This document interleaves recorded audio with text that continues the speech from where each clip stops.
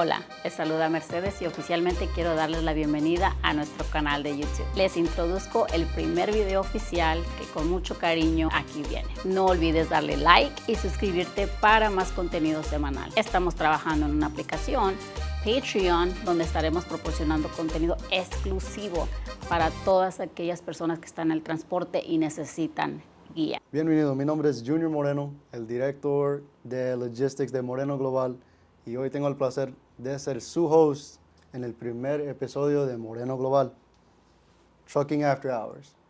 Today's special host, we have Eugenio Moreno, founder of Moreno Global, and we're going to be asking questions today, how the industry is, how it was in comparison to what it was before, and what we can actually do para que usted salga ganando.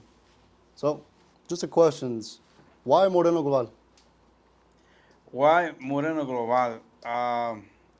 It actually wasn't Moreno Global, it was MG Trucking. MG Trucking era la primera compañía que abrimos yo y mi esposa Mercedes. Empezamos de cero sin saber nada. Okay. We didn't know a damn thing. All we had era un sueño, las ganas de ganar dinero. Realmente para mí era poder estar con mi familia. Okay. All my kids, my wife. I worked, from before doing this, doing odd jobs, la refinería, where donde uno sale lejos por meses, no ves a la familia, tal vez una vez al mes o una vez cada 2-3 meses. So, era una oportunidad para salir con mis hijos, con mi esposa, juntos, trabajar, generar algo y ya era algo para no depender de alguien más que decida cuánto yo merezco ganar. Okay. Now, otra cosa que yo sé que mucha gente nos quiere preguntar, ¿desde dónde empezaste como Moreno Global con Hotshot? ¿Desde dónde estás ahorita? How is the difference? Like, what's the difference from what it was back in the day when you first started to how the trucking industry is now? Is it easier? Is it harder? No, it's harder. Back then, brokers were not too concerned too much about inspections. Like nowadays, I mean, sure, you had your 90 days, pero ahora more and more brokers are getting more lenient con compañías que son nuevas. 90 days, they make it really hard for you to start. I guess it's the probation period that you gotta weather out. You gotta have some money saved up for your first 90 days. But now these brokers now are getting kind of very, very strict. They want inspections. They want to verify address. They want to verify buildings. They want to verify emails. And the rates also have changed. More and more people are in this industry, and it's making kind of the competition. It's cutthroat. It's cutthroat? Yeah. Now, being that is it much harder for, like, let's say I want to start an MC, I want to start Hotshot Trucking. Would you say not to do it, or are you saying just to try it out? What would be your pointer for me to start my company? I guess my advice to somebody who wants to start their own company is burn that bridge, don't have a plan B, and go head on forward. Start it. It's not going to be easy. By no means necessary. Whoever tells you that being an entrepreneur, working for yourself, you're going to have it easy, by no means. It's going to be twice as hard. Instead of working 8 hours, 12 hours, you're probably going to be working 18, 20 hours. But everything you're working for is for you and for your family. I mean, you work alongside with us. Our day does not end at 5 o'clock. It goes to maybe 9, 10 o'clock. Either we're working on a truck, on a trailer, after hours, dealing with calls, dealing with drivers on the road. So it's not that say, well, yeah, I'm going to have it easy. But it's an adventure. That I can tell you, it is an adventure. If you're going to do it with your family, go all in. But be prepared for a bunch of bumps on the road, a lot of setbacks. Every time you have a setback, all I can tell you is don't give up. Keep moving forward. That's the difference between a winner and a loser. That's the difference between a real entrepreneur. Y para los que no me entienden en inglés, debo decir, la diferencia de un emprendedor en serio, o sea, que es serio en esto, es uno que no se raja, que no se rinde. La aseguranza, el combustible, los despachadores, las cargas, los brokers, siempre van a estar ahí. Pero si eres el que nomás te estás queje, te aseguro que no vas a llegar muy lejos. Tienes que revolverle un poquito de lo bueno con lo malo en esto y amarte los pantalones, como dicen en México, amarte la tripa y sigue para adelante. You know? A mí nosotros no llegamos donde estamos por estarnos quejando cada rato. Hemos tenido demasiados torpezos en el camino, demasiados problemas. Choferes, realmente los choferes es una base muy importante en esto de la industria del transporte, que el chofer es el que hace una compañía o acaba una compañía. Realmente esa es la base. Tener buen equipo, tener un buen equipo. Es lo que me estás diciendo de chofer. ¿Qué tipo de chofer es para este tipo de trabajo?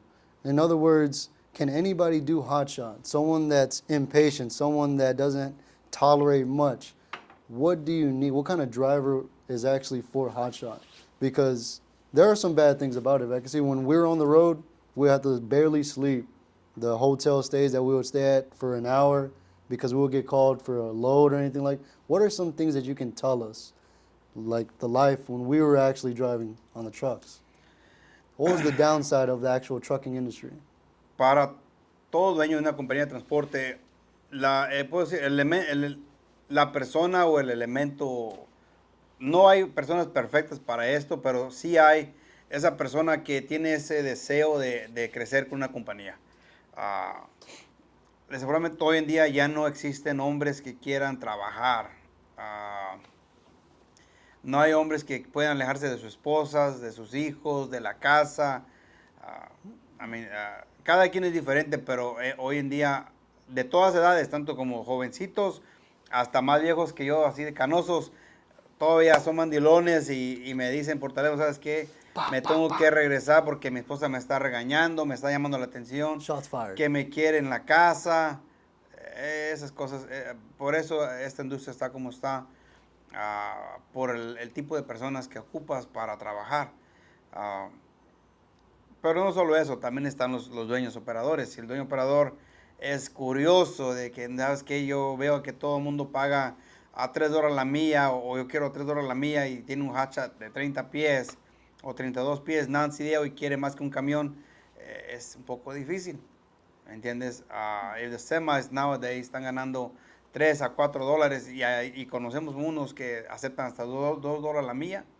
¿Cómo vas a venir tú con una traila de 30 pies, 32 pies o 40 pies non-CDL y exigir, quiero $3 la milla, quiero $3.50, quiero ganar 5, 6 mil, 7 mil o 10 mil dólares a la semana?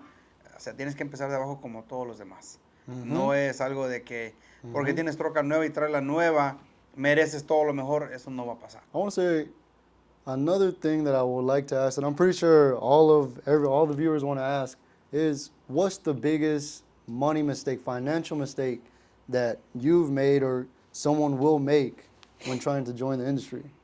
What's the biggest thing someone can just mess up? Just throw money away and they will never get it back. What's the biggest mistake for them not to do? The biggest money mistake that we've seen that people go and when they try and get into the trucking business is that they go buy the wrong equipment. They don't understand the actual weight of equipment versus the registered weight of equipment, and then what they can carry, what's legally what they can carry, and that's what gets them in trouble. They think, okay, I want a dually, I want the biggest, baddest ass truck out there, and I want a 40-foot trailer, and I'm a non-CDL. When in reality, they don't know what the market is, how the market is. They don't know what loads are being posted for what weights. Majority of these loads are being posted, say, 10,000 pounds. Not necessarily they're going to weigh 10,000 pounds, but if you can scale 9,000 pounds and the load is for 10,000 pounds, you lost. You know? I mean, I want to add a little bit to that. Another thing that I see a lot of people do is, ¿sabes qué? Me voy a comprar una troca, like you said, me voy a comprar una trailer, and I'm just going to run it. Then they actually don't do research. I can see they don't do the registration check. They don't actually make sure that that truck and trailer can be registered for their things. And then when you get pulled over to DOT, ¿qué pasa? You get put out of service because según you're overweight, but in reality your cargo is only 4,000, but it came down to documents. You guys didn't do research, right? For registration. What is something else someone should be looking into when it comes to like doing stuff like that with registration? The best advice I can give anybody that who wants to get into the industry is you gotta get advice from somebody who's already in the business. Don't go and look at Facebook, Instagram, or TikTok and just hear people talk. You're gonna have to go talk to somebody who can actually, who's in the business, who's been in the business, and has the equipment that you want to buy, and say, and ask them, hey, what equipment do you recommend that I get? I want to have what you have. I want to be able to make this amount of money. What do you recommend I get? You know, that's the best advice I can tell anybody. Before you go buy a truck and trailer, talk to somebody who's in the business already. You know, if you just want to go, I just want to go and buy this, go buy that, and I'm ready to go. When you get ready to get a load, they're going to tell you, hey, you can't scale it, you can't pick this up. And then that's where the dispatchers come in, that they're going to have a hard time moving you because it's your fault. But like everybody who's normal and sane says, no, well, you as a dispatcher, you can't do your job, you can't find me a load. When it's the opposite. You're the one who made the mistake. You're the one who bought the wrong equipment, and yet you still want to make the same amount of money. When somebody can scale 10,000 pounds and somebody who can scale only 8,000, there's a big difference. I mean, you're not going to make the same amount of money that this guy who can scale 10,000 pounds is making. It's not going to happen. Hold on, look, basically what you're saying is, don't just go out and buy equipment and empezar a trabajar, ¿verdad que sí? Do research. Take courses like we have here to offer at Moreno Global. Talk to someone that's been in the business to help you out start. Put your foot in the door and figure out, okay, where can I go? ¿Verdad que sí? That's what we recommend to you guys.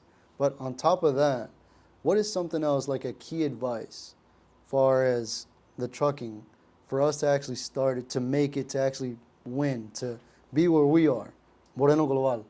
How can one actually start there correctly? Other than taking courses, classes. You mean how can one start?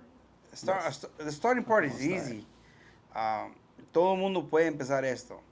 El empezar es lo más fácil que puede existir. El mantenerse es lo difícil. El despertar en la mañana y tener una razón por qué despertar, levantarte, irte a trabajar, trabajar junto con si tienes despachador, con los lowboards, con los brokers. Te para un DOT, te da una violación, te da un fuera de servicio. Seguir adelante, o sea, vas a tener que seguir adelante. Se te ponchó una llanta, se te quebró la traila, algo le pasó a la troca, algo le pasó a la carga. Todo está revuelto en esta industria y desafortunadamente van a pasar. No importa cuánto tú te cuides, algo te va a pasar en esta industria, pero la base es sigue para adelante. No des un paso atrás ni un segundo, por un segundo, sigue para adelante. You know, another thing I would like to ask, when me and you were actually driving, doing hot shots and stuff, what did we get into? What was the biggest thing? Just waiting, ¿verdad que sí? Tener paciencia, pues, esperando una carga. La paciencia. What was the dispatcher? ¿Cómo se llama el señor ese? I forgot his name, but he was from Ukraine. Era de Ukraine, el dispatcher de los otros. Yeah, he had a weird name, but Zimbabwe, algo así. He was from Zulu. Zulu. Yeah, Zulu. como el Ghostbusters, Zulu. Zulu. Yeah. Era de Ucrania, era de otro país, y nos despachaba. Agarrando cargas así, nomás esperando una llamada. How much time were we waiting? How many days did he leave us? A nosotros, en vez de, como uno piensa que sabes que me dejan para el último, para la tarde. Ahora entendemos que no necesariamente te dejan para el último, al fin del día. Simplemente no hay cargas que salgan, que tú puedas mover o que tú aceptes posiblemente hasta el fin del día. En veces hay cargas que salen temprano en la mañana, pero que tú puedes mover, pero la mayoría de veces, ¿sabes qué? Yo quiero $2 la milla, yo puedo cargar 8,000 libras en la traila, y si en el día salen puras de 1.50, 1.80, 1.90, y de 10,000, y hasta las 4 o 5 de la tarde sale una a $2 y de 8,000 libras, ¡pum! Ahí está la carga. Y yo decía, no, es que el despacho siempre deja para el último. Eso no es el caso. You know? Un despachador siempre está pegado al monitor viendo tanto las cargas, obviously conectándose con brokers, con shippers, a ver si hay cargas posibles para sus clientes. Ujú. You know? No, una cosa que sí quiero decir es, yo como dispatcher, pues directo de logistics, yo no uso lentes para mirar. Esos son lentes nomás para el monitor, para que ustedes miren. No estamos, what's the word? We're not leaving you guys for las choferes, dueños de compañías del MC. No es que no hay cargas, no es que no te estamos buscando cargas, pero estamos buscando algo que conviene, donde usted está ganando dinero, donde toda la compañía y los dispatchers, todos están ganando. That's one thing you got to figure out. El mercado no es igual como antes, ¿verdad que sí? Sí, It's ya different. está cambiando. $2 a mile, it's still there, but it's not like it was back in the day, right? Things like if you go to New Jersey, New York, it's much cheaper. Florida, cheaper. Now, from where you were before, what have you noticed in the States as far as the market? Has it been going down drastically? No, not that much. It goes down. The market's going to fluctuate due to the economy, to the government, but it goes up also. What goes up comes down, but it goes right back up again. And we follow these big companies like JB Hunt, Landstar, CBH Robinson. Yeah, they all put bulletins out there when things are getting better. They're the first ones to know because they know the algorithm of this business, how it's going. You know, those are enormous companies, and they put bulletins out there how the business is going, if it's coming down, if it's going back up, if it's going to level out. That's what we need to keep an eye on, you know, these big companies. Now, would you say, like, my big thing is instead of actually looking at load boards, you can get direct clients. You can have brokers call you directly. How can they do that? How can they get brokers to call them? Do a good job. What I mean by doing a good job, it means keep your company in good standing, have a good reputation, a good safety rating. If you're a transport company, si eres un despachador, obviamente haz lo posible para que tu compañía que estás despachando quede bien, que entrega a tiempo, porque todas las compañías que entregan tarde, la carga dañada, violaciones, fuera de servicios, todas esas compañías tienen un mal récord y créeme que los brokers no les van a llamar. Pero cuando una compañía trabaja duro, tiene buenas inspecciones, bueno, muchas inspecciones y buenas, los brokers tienen la tendencia de llamarte directamente a ti primero, ofrecerte la carga antes de anunciarlas en los load boards, en las pizarras. No, that's true. Like, little key points que le ayuda a uno como un dispatcher y también uno como chofer es, ¿sabes qué? Llámale al broker, ya sabes que la troca ya llegó al sitio.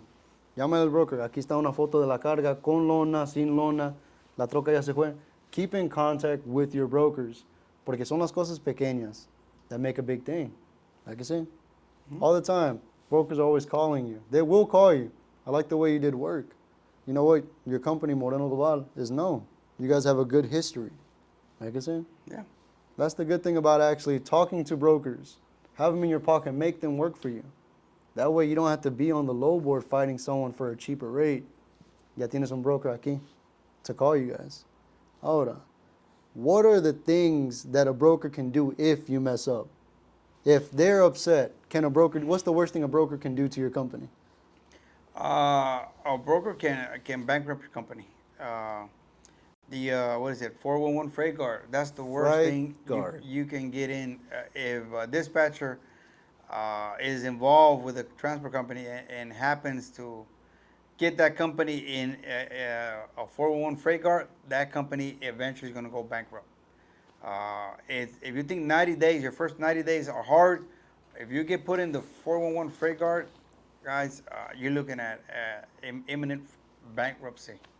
Because it doesn't matter how good your company is, what reputation you had prior to that, they do not care. They will not give you a load. Now, given from experience, we're not going to state names or nothing like that of the brokerage firm, but it was something that was so small that what was the thing that supposedly the broker accused us of? ¿Qué fue that the broker accused us one time that they put a freight guard on us? Well, we did not pick up the load. That was the thing. Is, we didn't even get it. We didn't sign a rate con or anything. Por eso, gente, habla todo el tiempo. Si el broker te manda un rate con, pero no lo firmaste, dile, hey, I didn't get the load. I'm not booking the load contigo. Tienes que llamar porque si no, una cosa pequeña así, ese broker puede poner un freight guard Y luego ya, si quieres llamar con otro broker, ellos pueden mirar eso. And then what happens? Te van a decir, ¿sabes qué? No puedo trabajar contigo, ¿es que sí? Yeah. What was the thing that what was it? 4 brokers that we called, and each one of them told us we can't work with you. Aunque los otros, we have over 2 years of authority. How many inspections do we have? 70 plus. 70 plus inspections. 4 brokers denied us load because a broker accused us of something and made a false report. How hard was it for us to get out of that? Honestly, we thought we couldn't get out of it because they kind of made us beg them to get out of it. Plus, we got an attorney involved. Moreno Global is not a small company in that nature. We do have a company attorney. We also have a DOT consultant that works for Moreno Global. So we're at a stage where we need to watch over our customers. Our customers are our drivers, our owner-operators, our clients who we dispatch. We need to watch their back. You know, we need to do everything we can to help them. Ahora, ya que empezaste el mercado el negocio esto, and we're doing okay. We're doing pretty good. We're starting the business good. How financially free are you now? Well. So this is just for so you guys know. You expect me to answer a money question? Just a little. I'm pretty sure they'll ask. This is not. Well, I guess we're growing. I guess the question the question today is. Let me word it different. I guess the answer to that is if a truck breaks down, I have no problem fixing it. You know, depending on what it is, we got no problem fixing it. If a truck is parked for a month, because there's no driver, there's no problem paying the monthly payment on that truck, on the insurance and everything. We are pretty well prepared for these type of issues, I guess, because we endured the tough times. We are prepared financially for these issues because we know they're coming and they're not going to stop. Trucks are going to break down. Drivers are going to quit. Drivers are going to mess up. Violations, auto services, insurance increase. We're prepared for this, and you have to be prepared. You know, any type of business, you have to be prepared financially for a setback. Hay compañías o hasta dueños operadores. Tuvimos un dueño operador, desafortunadamente buen dueño operador, buen chavo, joven, acaba de empezar, se descompuso su camioneta. Transmission went out. Not everybody is capable of, hey, I don't have a problem, I'm going to fix it, I'm going to get back on the road. That's $10,000 on just transmission. Not anybody can pay that amount of money, you know. And I'm not going to say, I can only say that we're blessed, but we worked pretty damn hard to get where we're at. And we're growing. And one thing for Moreno Global is that Moreno Global is not at a standstill. It keeps evolving. Pretty soon, you will see our semis out on the highway. Guys, I'm still waiting for you guys to take pictures with our drivers. I guess nobody needs $100 extra out there. Oh, we're promoting. You guys see the truck, see the driver, take a picture. Yeah, get some money. Send it to us. We'll send you $100. $100. I have yet to see somebody. I guess I need to put more trucks out there. You know, I would love to see more pictures. Hashtag Moreno Global, ¿ves que sí? Yeah. Get it out there, you know? Yeah, hashtag Moreno Global. I mean. And if you guys see the trucks, take a picture. Send it to us. No, but take a picture with yourself in it. Oh, yeah. Take a picture with yourself. Yeah. So it's proof. Yeah, take a picture with yourself. Ahí está una carga ahí, mi gente. Oh, I guess, let me add this, Junior. For anybody and everybody who's got a dream, it doesn't have to be trucking, guys. You know, it can be anything. Don't let, I guess, what's called? What's the word I want to use? Don't let people around you discourage you from following your dream. No, the people around you. You know what it is. You know,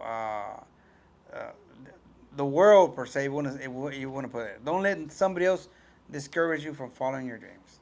You know, whether it's trucking, whether it's landscaping, whether it's painting, whether it's singing, whatever it is, sigue tu sueño. No dejes que alguien te desanime, te diga que es una burla, es un chiste. Sigue tu sueño. Todo mundo tenemos derecho a seguir nuestro sueño, siempre y cuando no perjudiques a alguien más.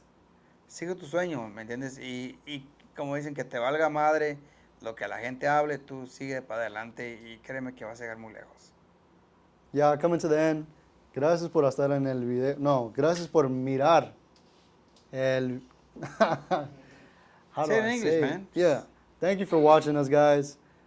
Remember to like, follow, and subscribe to the YouTube channel that we're going to create, or we are creating now, because there's always things coming. And we are growing, and we want you guys to grow with us. All right? You're absolutely correct. Yeah.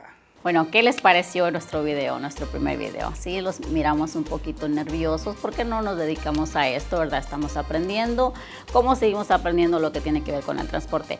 Pero quiero darles gracias a cada persona que vino y miró nuestro video. Y estén al pendientes porque viene mucho contenido, vienen giveaways, viene la aplicación, Patreon, donde vamos a estar proporcionando información exclusiva, única, que a nosotros nos está ayudando y queremos compartirlo con todos ustedes.